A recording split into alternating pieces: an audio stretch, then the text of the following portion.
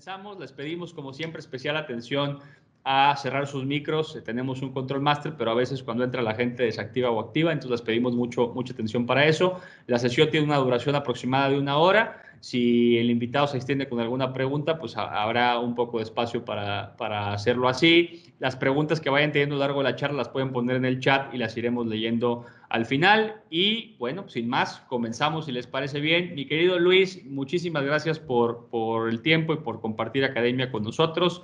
Bienvenida a nuestro invitado el día de hoy. Voy a dar una pequeña semblanza de Luis para que lo conozcan los que no tienen el gusto. Luis se unió al equipo de Equity Research de GBM en 2009 e inició su carrera como analista cubriendo empresas de baja y mediana capitalización en distintos sectores. En 2012 fue promovido como el analista senior de retail, sector que ha cubierto en México y en la TAM. A partir de 2021 está consolidado también la cobertura del sector de alimentos y bebidas, que no es nada pequeña, convirtiéndose en el Head Analyst de Consumer Goods para GBM. Luis es egresado de Administración por el ITAM y mi querido Luis, además, pues colaboras con una casa que es hermana nuestra en el IAT, con la que hemos hecho muchas cosas y seguiremos haciendo. Les tenemos muchísima estima y muchísimo respeto, entonces estamos encantados de tu presencia hoy. De nuevo, gracias por tu tiempo. El foro es tuyo. Bienvenido. Gracias, Jorge, por las palabras y por la introducción. Joaquín, también por la invitación, al IAT y al IAB por estar acá. Y bueno, pues sí, un poco la idea de esta plática es, como bien dijiste al inicio, yo soy un analista fundamental. He hecho toda mi vida Equity Research en Sell-Side. Entonces, hoy la idea de esta plática es desarrollar un caso de inversión desde cero, entender qué es lo que como analistas fundamentales, independientemente de si es una postura o desde el punto de vista sell-side o buy-side, cuáles son los factores que tomamos en consideración al armar esta tesis de inversión. Y un poco la idea es hacerlo lo más dinámico posible para dejar el mayor tiempo para preguntas y respuestas. Entonces, con eso voy a compartir mi pantalla y si me echan la mano nada más para confirmar que la estén viendo, se los agradezco. Sí, la vemos. Perfecto. Perfectamente. Buenísimo. Pues bueno, como les decía, vamos a hacerlo lo más dinámico y relajado posible. Vamos a construir esta tesis de inversión desde cero y pues voy a usar una empresa que creo que es por todos conocida, ¿no? FEMSA. Recientemente publicamos un paper en GBM sobre el nombre. Como se van a dar cuenta al final y los invito a que se queden hasta el final de la plática, pues esta tesis de inversión la verdad es que ha causado bastante polémica en el mercado. Hemos recibido muchísimo feedback al respecto y bueno, pues esperemos que les pueda yo transmitir justo porque vemos claramente una oportunidad acá. Claramente no es una recomendación de inversión, es meramente un caso ilustrativo, ¿no? Y bueno, para empezar, esperemos que nadie aquí sea como el buen Michael Scott de The Office. Esperemos que esta charla nos ayude a evitar tomar decisiones de inversión donde pongamos en peligro nuestro capital en el largo plazo y vía construyendo tesis de inversión sólidas. Y bueno, pues ya se viene el fin de semana, así que esperemos todos estemos relajados, listos para una buena discusión. Así que para provocar esta discusión, voy a comenzar diciendo algo que espero cree algo de controversia y al final de la plática lo discutiremos. Yo no soy partidario del análisis técnico, mi formación es 100% fundamental. No entiendo el análisis técnico y por lo tanto no lo practico, pero afortunadamente en este foro seguramente habrá más de uno que me lo pueda explicar ya al final. Y bueno, antes de pasar, ¿por qué no creo en el análisis técnico? Vamos a hacer un poquitín de historia, ¿no? En 1934, como seguramente saben, nace el concepto de Value Investing. Es una filosofía de inversión que crea Benjamin Graham en ese año y que se basa en 3 postulados muy sencillos. El primer lugar, e importante, las acciones representan un interés fraccional en un negocio que es real y tangible. El segundo punto, el valor de ese negocio se puede determinar de manera razonable, al menos con cierto rango, a través del análisis fundamental. Y el tercero es que los precios de las acciones a través del tiempo van a fluctuar por encima o por debajo de este valor razonable como resultado de 2 fuerzas humanas implacables, la avaricia y el miedo. Por lo tanto, como pueden ver en la gráfica, las brechas entre precio y valor van a tender a cerrarse en el tiempo por varios mecanismos. Mecanismos internos, el mercado de repente despierta de la fiesta y se da cuenta de los errores en las valuaciones o en estas brechas y los corrige, o externos. La realidad termina por imponerse y las empresas con modelos de negocios que no son viables quiebran finalmente o que estaban prometiendo muchas metas de producción quizá muy altas, no llegan a dichas metas o a dichos crecimientos y por lo tanto el mercado corrige esas discrepancias. Si a más de uno se le vino algún nombre en la cabeza, al final los podemos platicar, ¿no? Así que después de esta breve introducción, vamos a pasar ya a la construcción de una tesis de inversión. Y el primer paso, y quizá el más importante, es justo el paso cero. ¿Cuál es la historia que queremos contar? Regresando al caso de FEMSA es solamente la historia de éxito, pero con un mercado estable y con poco crecimiento, o es en realidad un conglomerado de activos con pocas sinergias entre ellos, un management con poco enfoque en medio de tantos negocios y países que atender, o si me preguntan, que es la historia que más me gusta, es en realidad una colección de joyas coronadas con el mejor activo de retail en LATAM, con un amplio camino de crecimiento hacia adelante y un potencial de ser uno de los mejores o de los más grandes jugadores de fintech e e-commerce en México, por lo menos.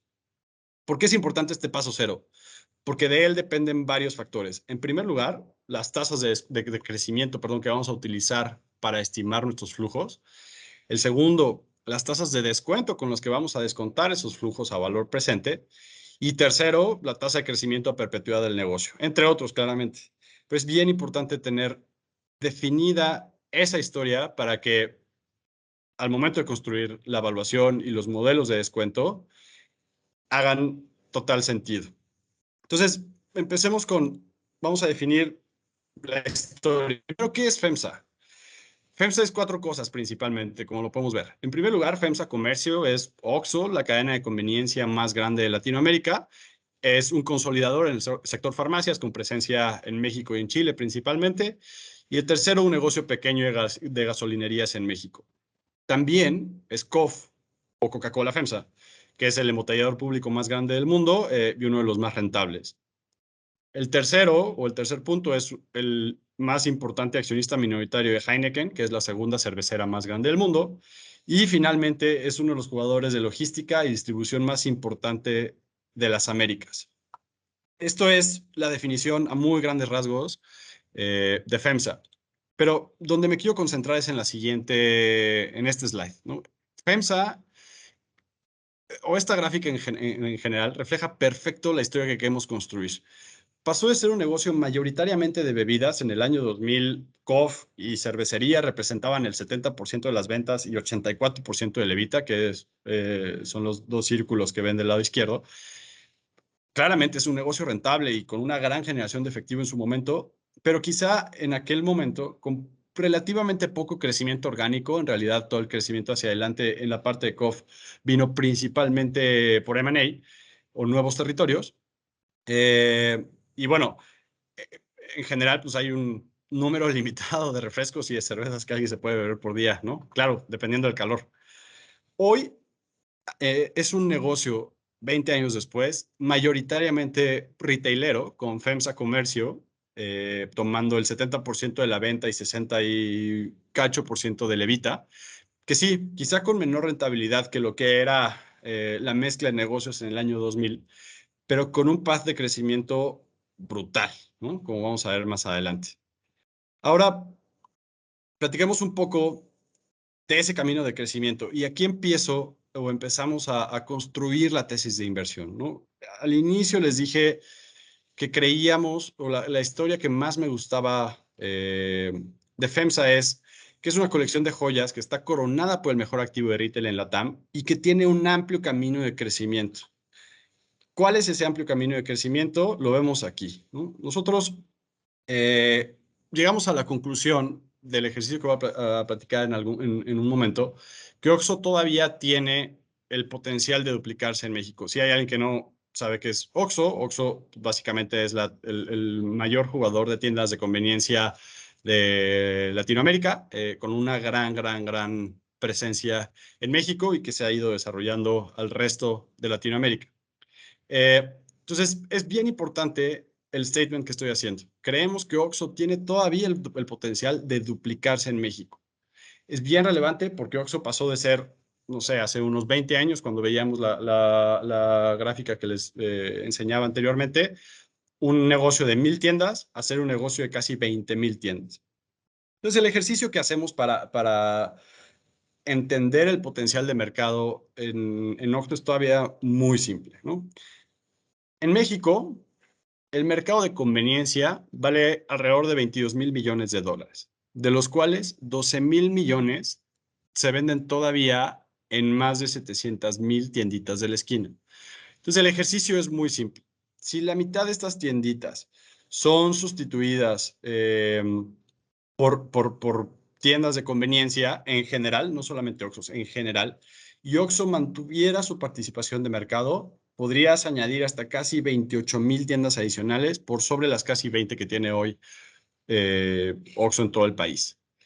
Es exactamente el mismo ejercicio que hacemos para Colombia, para Brasil, para Chile y Perú. Y pueden ver ustedes en la parte de abajo dónde está el potencial hacia adelante. Claramente, países como Colombia y Perú, donde la presencia es muy pequeña y donde hay un nivel de informalidad en el mercado de retail en general y de conveniencia en específico, tiene un potencial muy, muy amplio, pero claramente en toda la región hay todavía un path de crecimiento relevante.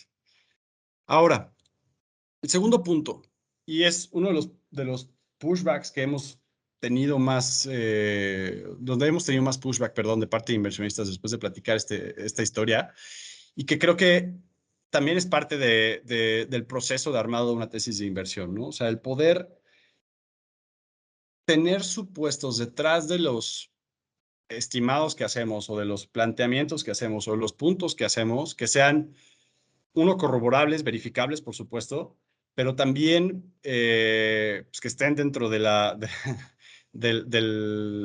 espectro o de algo que sea posible de lograr por parte de la empresa, ¿no? De nada sirve decir, no sé, ¿no?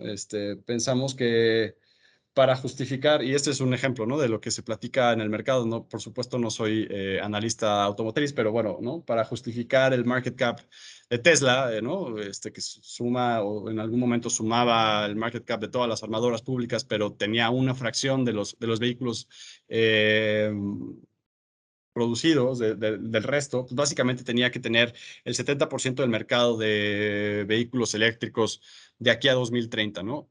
Puede ser, sí, definitivamente tienen el know-how para hacerlo, ¿no? Suena un poco arriesgado y le deja poco poder de maniobra al management, definitivamente, ¿no?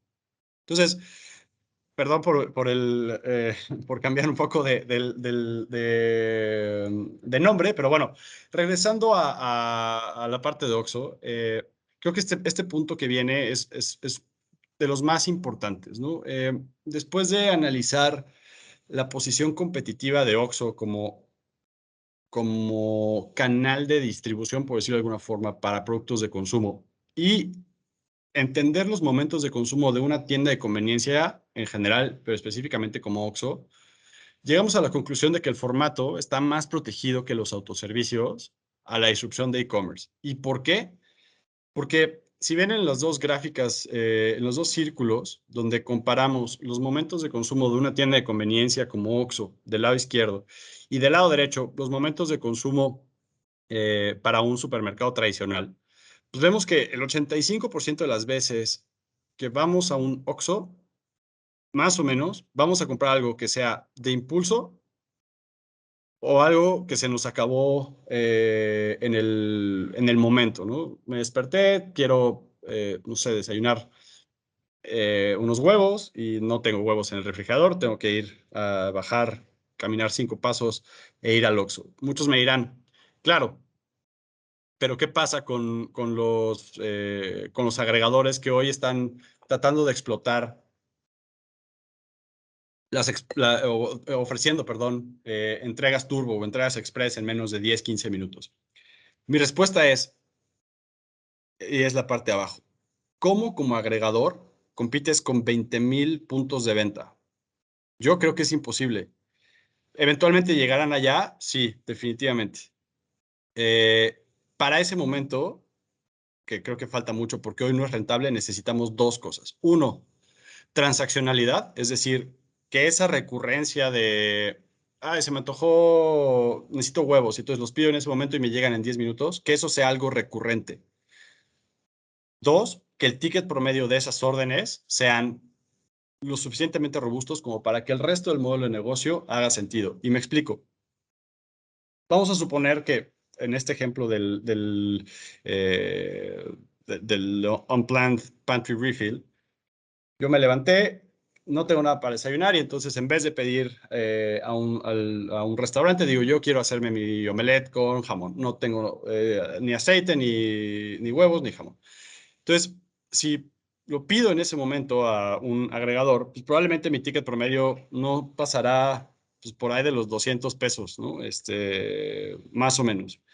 Con 200 pesos, un agregador que ofrece un servicio express encuentra muchas dificultades o necesita demasiada recurrencia, es decir, demasiado volumen, para que al día de hoy ese, ese ticket sea rentable. En cambio, en Oxxo, esos 200 pesos son bastante rentables. Esa es la principal razón o el principal argumento de por qué pensamos que no debería de haber o que Oxxo debería de ser eh, próspero en la era digital y en la era del e-commerce y específicamente comparado contra formatos que ofrecen, o contra agregadores, perdón, plataformas que ofrecen servicios de entrega express. Y digo, nada más para cerrar, ahora veámoslo contra los supermercados. Supermercados, solamente el 15% de los momentos de consumo en promedio son de conveniencia o son de impulso. El resto, el otro 85%, sí está sujeto al disruption de e-commerce, al disruption de las plataformas digitales. Es por eso que concluimos que Oxxo va a ser relevante en la parte de e-commerce. Ahora, esta parte o este siguiente paso, digamos, siguiente derivada es, ok, les decía, o al inicio de la charla, pero también decía que una parte relevante o el paso cero de la construcción de una tesis de inversión es el storytelling. Y aquí es donde el approach que nosotros como GBM tomamos en FEMSA se diferencia. Y lo platico. Si ustedes observan el modelo de negocio, además de la venta de productos, puedes pagar servicios, ¿no? Como casi en cualquier tienda de conveniencia. Nosotros calculamos que al día de hoy se gestionan en Oxxo más de 270,000 millones de pagos, de pesos, perdón, en pagos de servicios varios. Luz, gas, internet, utilities, tarjetas de Amazon, de Spotify, lo que sea. Este volumen de pagos, o sea, 270,000 millones de pesos en pagos, es muchísimo, es un volumen grandísimo. Este volumen de pagos es la base, en nuestra opinión, para convertir a Oxxo en una de las fintechs más grandes del país. Ya tienes el volumen, ya tienes a los clientes y ya tienes las herramientas para digitalizarlos. Hoy, al día de hoy, con 20,000 puntos de venta en todo el país, no hay nadie, ningún banco más cerca del cliente no bancarizado en México que Oxxo.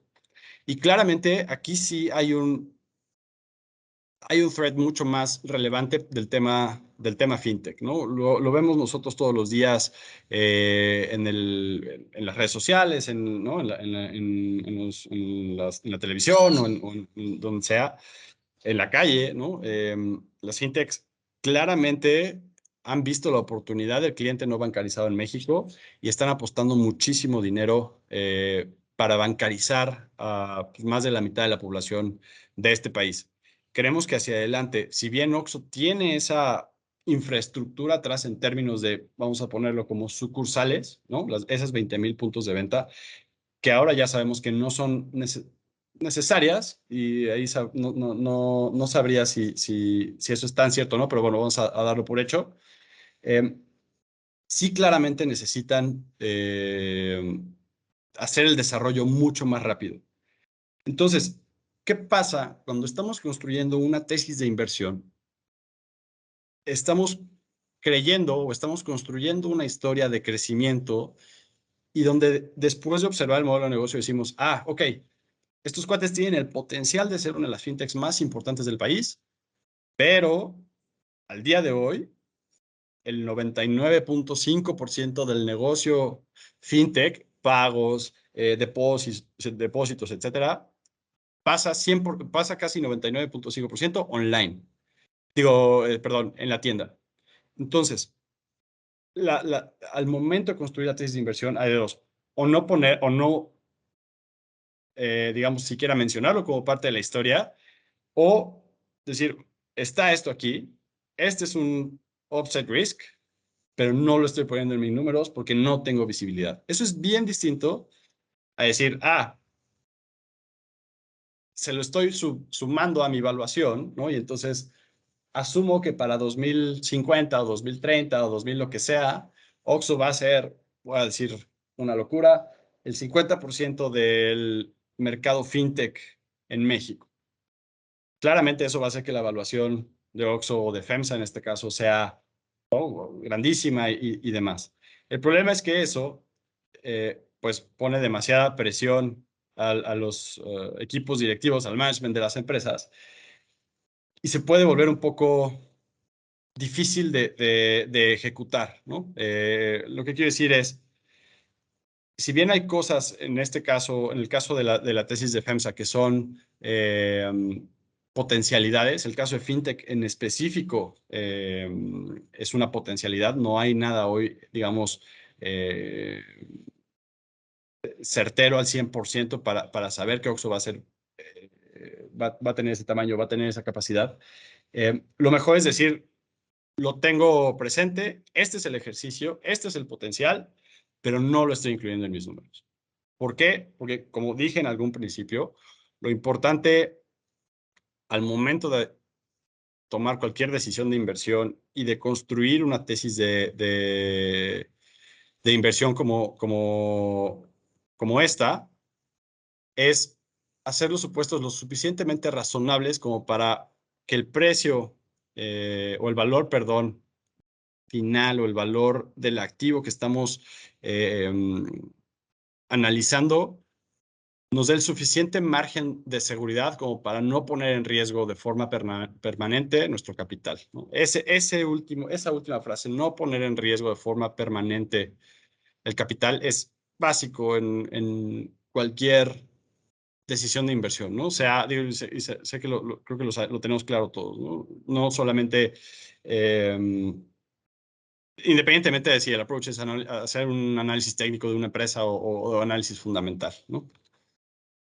Entonces, después de este pequeño rant, vamos a hacer un alto y vamos a recapitular, ¿no? Ya definimos cuál es la historia que queremos contar.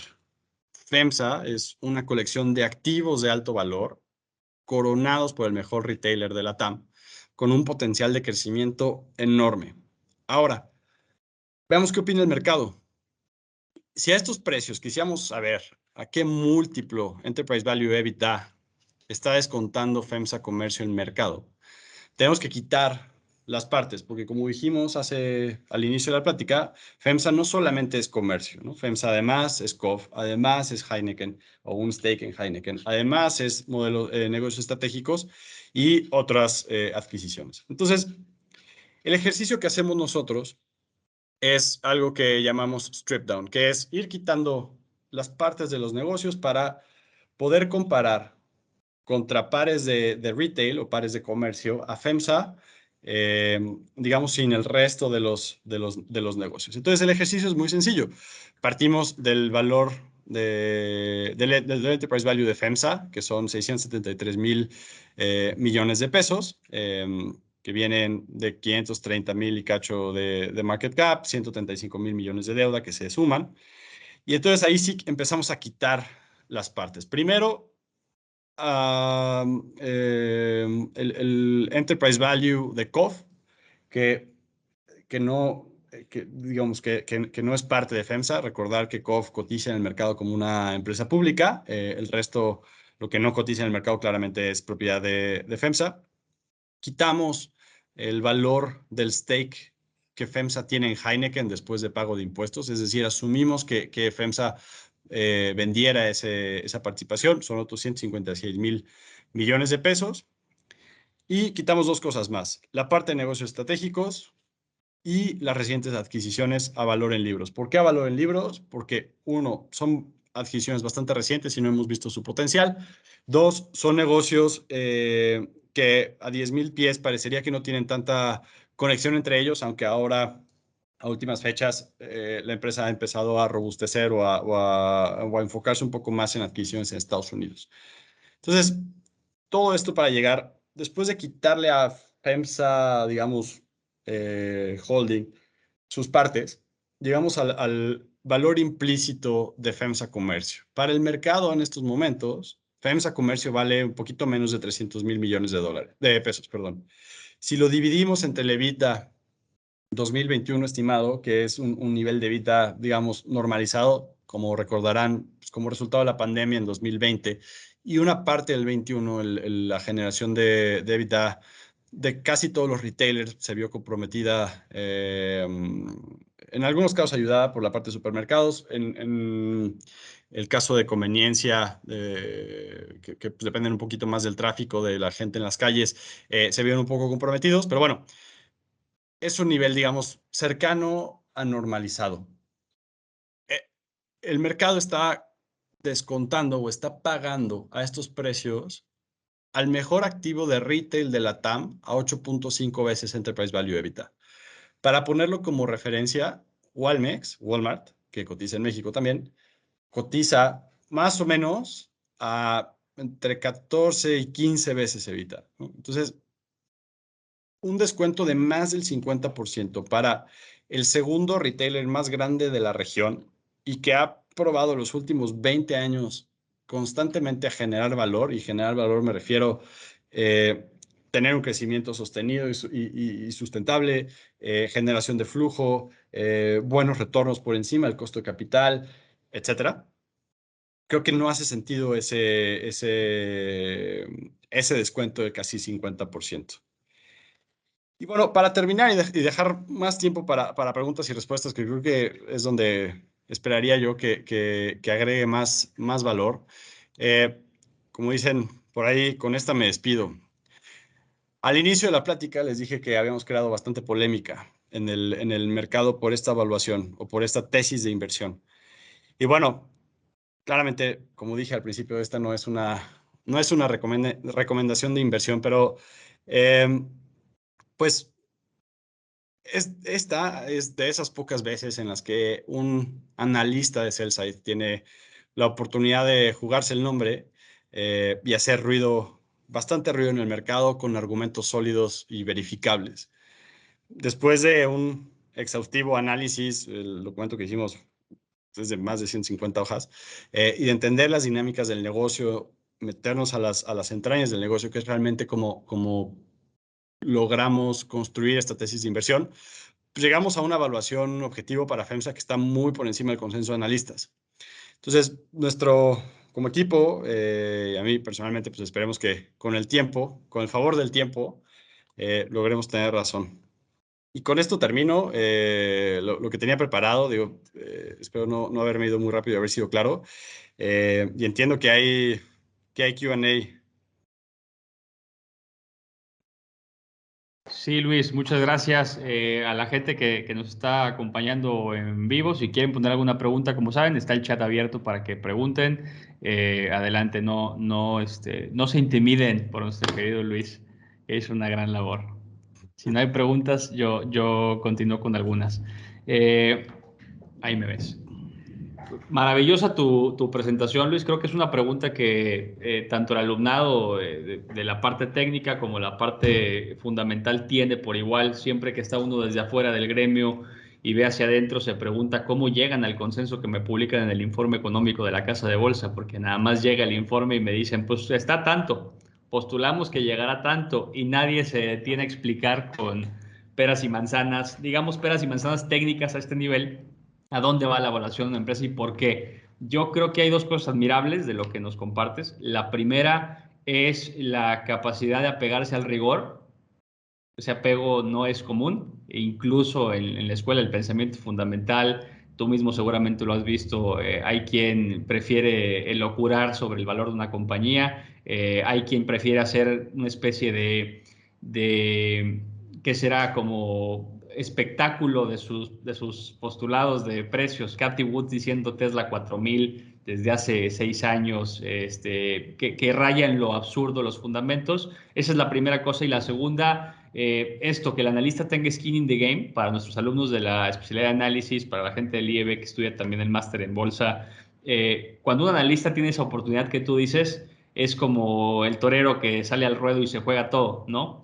Porque el gremio puede ser muy cruel y puede ser muy duro con las posturas de un analista. Al final, la razón, si te la da el mercado o no, acaba compensando todo lo que se pueda decir, pero creo que es muy admirable y muy valioso haberlo hecho y haber postulado lo que los datos te arrojan. Yo creo que de alguna manera eso te hace, aunque no compartas la escuela del pensamiento, un técnico, porque justo eso es un técnico al final de cuentas, ¿no? En la extensión amplia de la palabra se trata de entender la realidad desde los datos, no desde los sesgos, y eso me parece maravilloso. No hay preguntas, yo te quiero preguntar un par de cosas, en lo que si la gente se anima a hacer alguna pregunta. La primera es, con la evaluación que tienen ustedes, si me escuchas, creo que se te ofreció ahí Sí, está. sí, yo aquí estoy, sí. Con la evaluación que tienen ustedes propuesta y con los precios en los que ha estado, por ejemplo, si el año pasado traían ustedes manteniendo COF, pues a los precios actuales traen una plusvalía del 50 y tantos por ciento, 53% más o menos. ¿Dónde está el límite, Luis? Es decir, ustedes con la responsabilidad de tomar el papel de gestores de portafolios y decir, tenemos que agarrar esta posición. Acá está nuestro número ideal, ¿no? Que va a 190 o lo que sea. Estamos desde 70, es un gran gol. Hay un límite, y hablo no nada más desde el prisma del analista, sino de la presión de a quien le reporta el equipo de análisis. O sea, hay un límite donde alguien dice, Claro. oye, tomemos la utilidad ya, todas estas cosas que juegan, ¿dónde está el límite? Esa es, yo creo que la pregunta no solo para analistas, y creo que más bien para, justo lo decías, como para portfolio managers, ¿no? O sea, yo lo pienso y digo, a ver, siempre y cuando, y esto es algo que es igual, ¿no? Válido para cualquier persona que compre un activo en bolsa, ¿no? Si tu tesis de inversión sigue haciendo sentido, es decir, yo digo, oye, creo que, ¿no? Oxxo va a hacer, o sea, lo que acabo de platicar, ¿no? Va a abrir tantas tiendas, ok, perfecto. Y a los 3 meses, ¿no? Me doy cuenta que, oye, no, pues no va por ahí, ¿no? La empresa se está volteando digo, no es el caso, ¿no? Pero se está volteando, vamos a decir, a producir coches. Eso modifica completamente mi tesis de inversión, ¿no? Y los supuestos y lo demás, lo que yo estoy pensando. Entonces, la chamba del analista y de cualquier inversionista es justo estar constantemente probando que la tesis de inversión siga siendo válida, ¿no? Si al cabo de un año, independientemente del precio, ¿no? O sea, el precio creo que ese tiende a ser un poco más pues como requisito, o sea, no lo quiero decir requisito, pero una forma en la que yo le transmito al cliente dónde creo que está el valor intrínseco de FEMSA, pero no necesariamente estoy diciendo, oye, en 12 meses o en 18 meses o en tal, va a llegar a 310 pesos. Si tuviera esa capacidad, pues, estaría del otro lado del teléfono, ¿no? Seguramente. Sí, no existen los magos. Exacto, pero a lo que voy es los supuestos con los que tratamos de construir las tesis de inversión, al menos en GMM, y eso es algo que llevamos haciendo desde que yo entré, eh, es justo tener el suficiente margen de seguridad como para yo poder decir, oye, si el management no cumple, o si viene una pandemia, o si tienen que cerrar las tiendas, o si lo que sea, el valor, ¿no? de este negocio es tal, ¿no? Entonces, si se cae la acción o porque el mercado se puso nervioso o lo que sea, el valor es no se modifica en tanto la tesis no cambia, ¿no? No sé si con eso respondí la pregunta. Sí, bastante bien. Hay un par de preguntas más. Una la medio tocaste, si quieres elaborar. Pregunta un participante, ¿una tesis de inversión se va modificando periódicamente? Idealmente, de largo plazo, no. O sea, mi convicción o nuestra convicción en FEMSA, por ejemplo, de que es un jugador relevante en FinTech y que tiene posibilidad de duplicarse en tamaño en 10 años en Oxxo, pues no debería de cambiar, ¿no? O sea, porque esa potencialidad sigue existiendo, ¿no? Y siempre y cuando la empresa vaya haciendo delivery.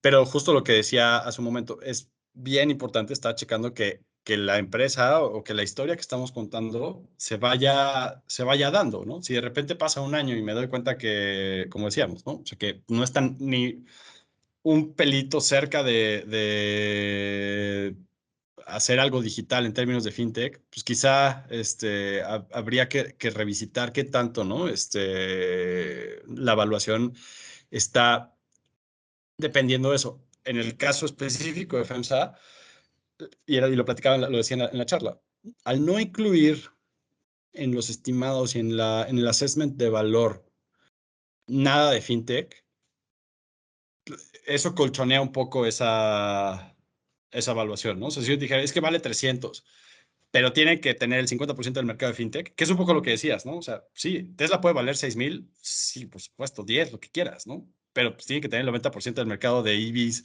en el mundo y que EVs sea el 90% de todos los coches que se vendan en, pues, fine, ¿no? Pero eso tiene un riesgo de ejecución, sobre todo, inmenso, ¿no?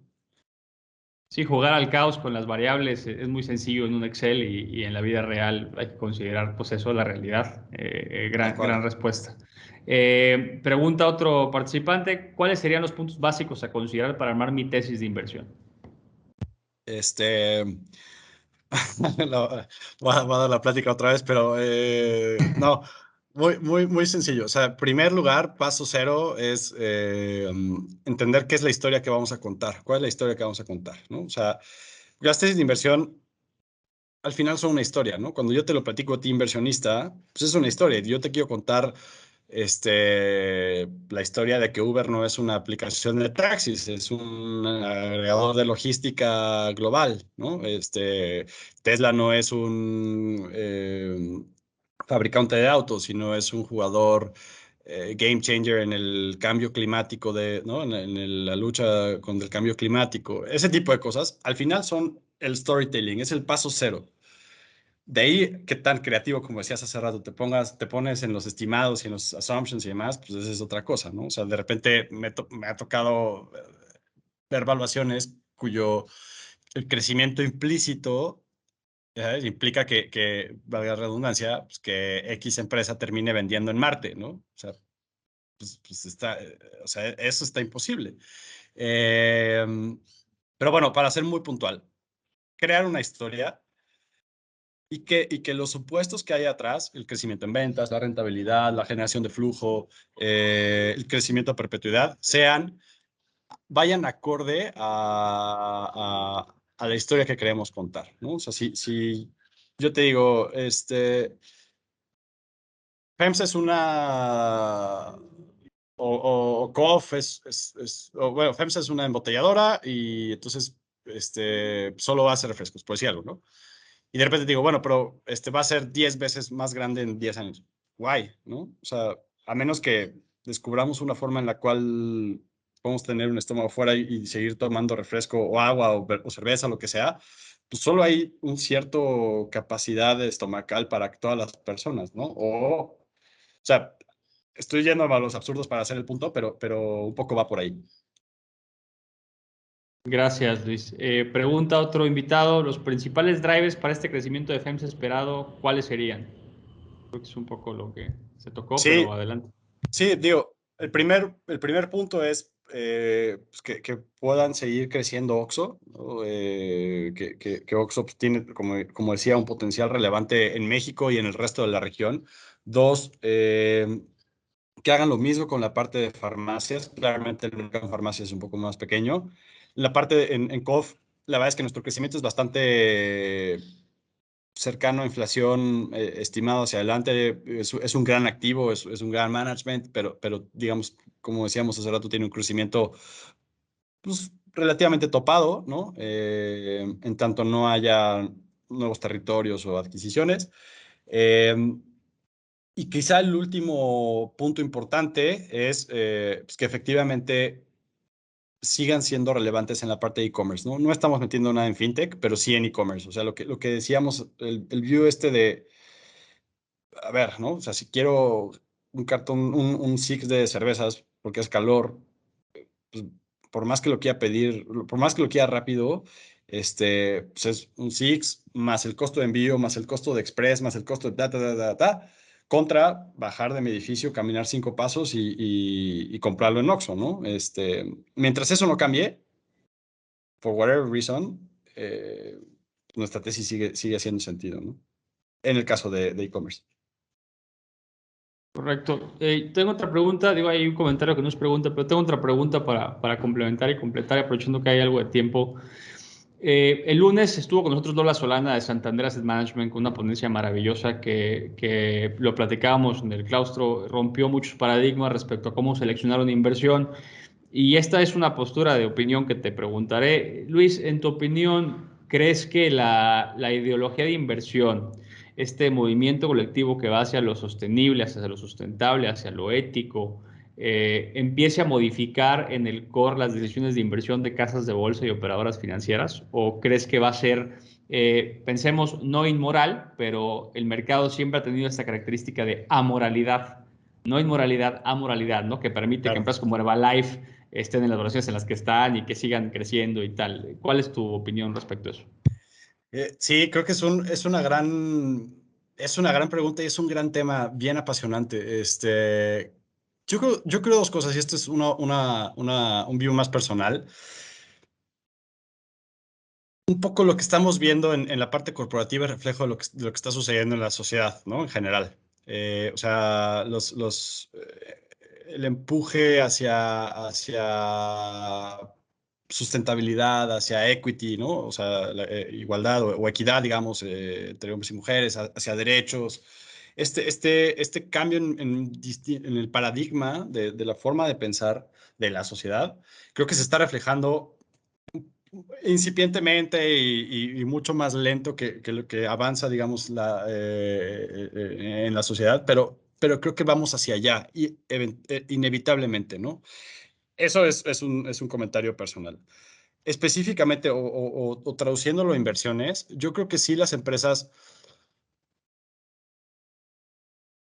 o sea, sí hay ciertos estudios y en GBM justo acabamos de lanzar un equipo específico dedicado a ESG, eh, donde el financiamiento efectivamente de las empresas pues que demuestran sí ser sustentables, que tienen ciertos indicadores, sí se fondean a costos más bajos que digamos, una empresa que no demuestra esos estándares de ESG, ¿no? Entonces sí creo que además hay un incentivo económico alineado a este tema. Ya de ahí nos podemos meter a un debate, si fuera jueves a las 6 de la tarde o 7, ya el debate sería un poco distinto, ¿no? De si es en serio, si no es en serio, si es pinkwashing o bla, bla, o no, greenwashing o lo que sea, o que realmente van en serio. Pues cada quien tendrá su opinión, ¿no? Se pondría filosófico. Gracias por la Sí, respuesta. exacto. Hay una pregunta más, dice un participante. He estado investigando sobre el mercado inmobiliario. Hay ahorita corredores que están ofreciendo rendimientos muy altos por participaciones inmobiliarias. Habla específicamente de México, por lo que entiendo. ¿Es mejor invertir en el mercado inmobiliario mexicano o en el mercado bursátil mexicano? Mira, pues dado que me dedico al mercado, estoy en el mercado bursátil Sin mexicano, te sesgo al diría hogar, Luis, sin sesgo al hogar de analista. A tu opinión, adelante. me daría un balazo en el pie si te dijera que mejor compres una casa, ¿no? Pero creo que hubo, o sea, en general, digo, no soy experto en inmobiliarios, Pero sí creo que hubo en algún momento en la pandemia dice, pero me gustan los negocios físicos. Da- eh, pues ya la respuesta está dada. Pero digo, y como, no, como lo dije en un principio, el invertir en acciones es tener un interés fraccional en un negocio físico que existe, ¿no? O sea, visto cantidad de memes de personas que, ¿no? O sea, que tienen su acción de Apple o TikToks, ¿no? Y van y ya, pon esto acá. Es chiste, pero es real, ¿no? O sea, efectivamente tienes un claim sobre el equity de ese negocio, ¿no? Eso es indudable. Pero bueno, regresando al tema inmobiliario, sí creo que hubo un dump o una caída importante en precios en algunas zonas, no a nivel nacional, ¿no? La pandemia, lo platicaba en algún momento, algunas zonas de la Ciudad de México sí vieron una depresión importante en sus precios, hablo de residenciales, ¿no? De casas, pero lugares como Valle de Bravo, por ejemplo, los precios por metro cuadrado se fueron al cielo, ¿no? Porque mucha gente efectivamente dijo, ¿para qué estoy en un departamento, no? Y mejor me voy a rentar una casa, bla, bla. Entonces, el único consejo sería, depende del precio, ¿no? O sea, la máxima que platicamos hace un momento, ¿no? O sea, invertimos dinero pensando en no poner en riesgo la pérdida permanente de capital. Tú como inversionista es válido para cualquier cosa. Una casa, una acción, lo que sea, ¿no? Correcto, gracias por la respuesta. Pregunta otro participante, ¿alguna bibliografía que recomiendes sobre tesis de inversión? Pienso que habla específicamente sobre literatura para aprender a construir una tesis de inversión. Mira, Y yo si creo estoy en el que ITAM, puede ser puede ser una buena comercial de la casa. sí, sí, yo creo que a mí alguien que me gusta mucho y digo, es muy estructurado, ¿cómo se dice?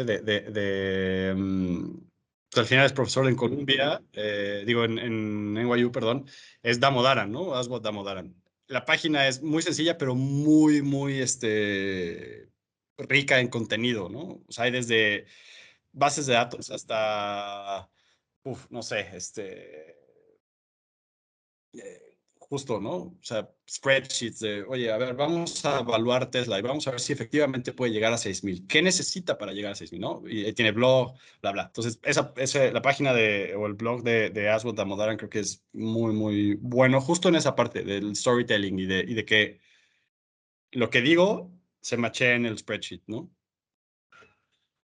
Muy bien, sí, si puedes escribir en el chat para que tenga la referencia el público, no tiene que ser ahora, pero para Claro. que puedan guiarlo. Pues creo que no hay más preguntas, dicen los participantes que muchas gracias. Luis, pues con tiempo de sobre y con muy buenas preguntas respondidas, te agradecemos muchísimo tu tiempo, la verdad es que es un deleite escucharte, un deleite entender la construcción de un argumento y como tú dices, de poder sustentar desde los datos, desde una articulación bien pensada, bien inteligente, que no raye en la fantasía a dónde va una compañía y además creo que trae el valor implícito yo pienso que el análisis es una de las labores más nobles porque estás poniendo hacia adelante la perspectiva de una empresa de la que dependen trabajos, familias, industrias completas y estás invitando con tu articulación y con tu análisis a la gente a unirse a eso y a seguir construyendo el futuro industrial de un gremio o el futuro de la civilización si nos vamos todavía más lejos. Encantados, muchísimas gracias por tu tiempo, Luis, por la hora que nos has regalado. Felices de Hombre, tenerte en feliz. la casa. Feliz, feliz. Digo, a mí me divierte mucho siempre. No sé si soy bueno para comunicar, pero me divierte muchísimo siempre aprender de cosas nuevas y cuestionarme al mismo tiempo, ¿no? Estuvo muy padre. Muchas Bastante, le, gracias. le decíamos a tu compañera Carolina que nos hizo la ayuda para invitarte, que maravilloso y carismática incluso la ponencia y la verdad es que muy contento y estamos recibiendo mensajes por redes y estamos recibiendo mensajes del chat de la gente que colabora que ha sido de primera, entonces de nuevo, muchas gracias. Gracias a ustedes. Nos vemos pronto. Que estén bien.